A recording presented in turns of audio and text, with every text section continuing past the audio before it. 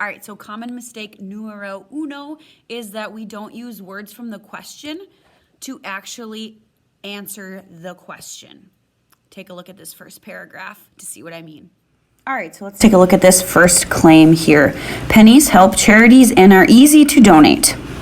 Okay, so one thing that I like about this is that it gives us our two reasons why pennies could be helpful, right? Because they help and they're easy to donate. So this person summarized the information from the evidence really nicely into some statements. However, one thing we're missing is we don't know what their claim actually is, okay? We know the reasons why, but we don't know what the claim is. So this could be adjusted to, let me change my color here. So let's be adjusted because we need to add in the opinion. So should pennies stay in circulation? Obviously, these are two good things why they should stay, so we need to add in and change this to pennies should stay in circulation because now we're going to list our reasons that we said here.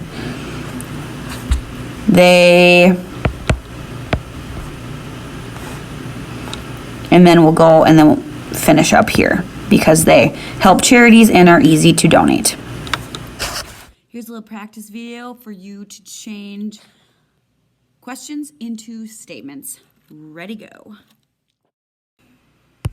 Okay, so now here we're going to do a real quick practice of turning these questions into statements using words specifically from the question. So here we go. Number one, should coffee be banned from teachers? I think we all know the answer to that one. Coffee should not be banned from teachers. Okay, and then you can finish the rest of all the reasons. Think about all the things that would happen if I did not have my coffee. It would be a hot mess up in here.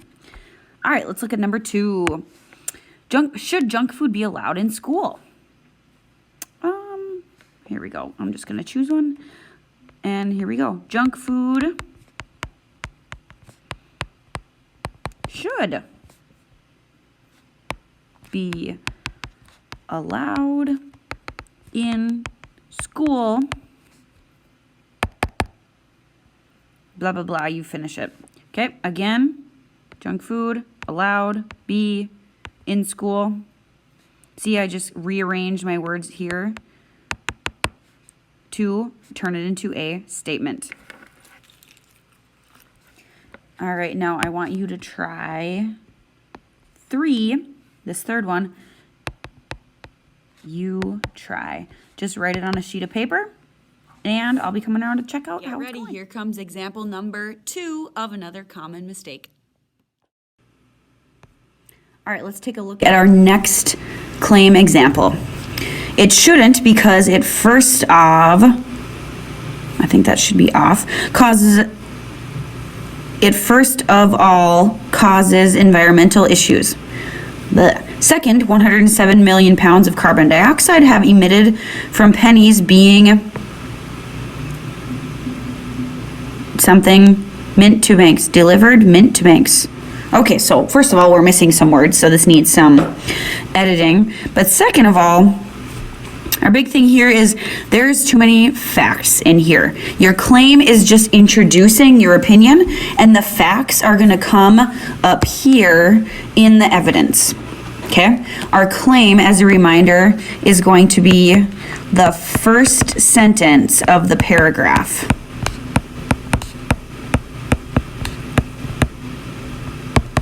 Oop.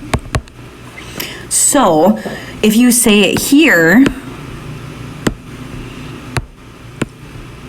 and then repeat it again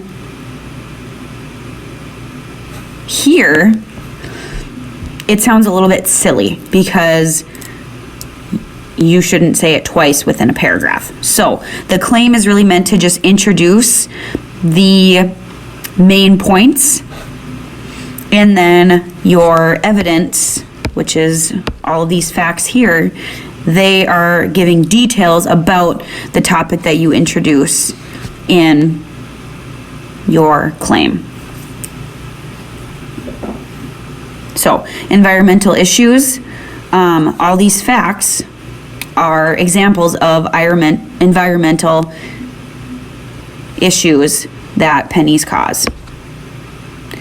Another thing that I want to bring up is kind of similar to the first example, or very similar to the first example. It shouldn't. That's an incomplete thought, right?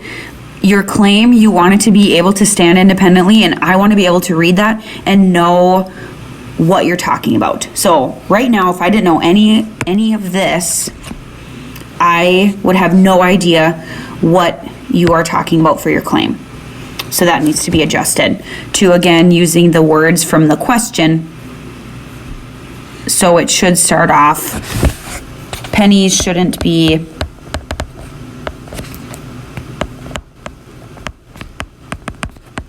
produced anymore, blah, blah, blah. And then you finish, pick up right here. Pennies shouldn't be produced anymore because, first of all, it causes environmental issues. Okay? And then this fact supports that environmental issue thing.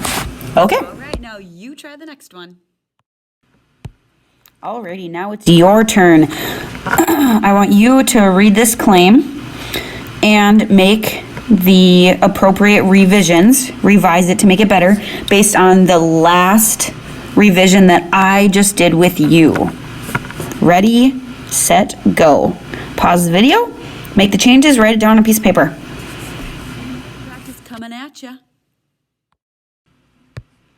All right, here's another practice for you here. Okay, so for this one, just a reminder, we don't want to use yes or no to answer the question like we have here. Just like you just practiced with the previous one, use those words from the question. Oop, not that. To start out your statement, okay? The second thing, this claim that somebody has written has some good points in there, but it's a little bit unclear, and it could be written a little bit more concisely or straightforward, okay? So I want you to now revise this claim statement into a more clear, straightforward sentence. So write this on a piece of paper. Ready, set, go. All right, that about wraps up our practice for this round. Hopefully you learned a few things, and see you later.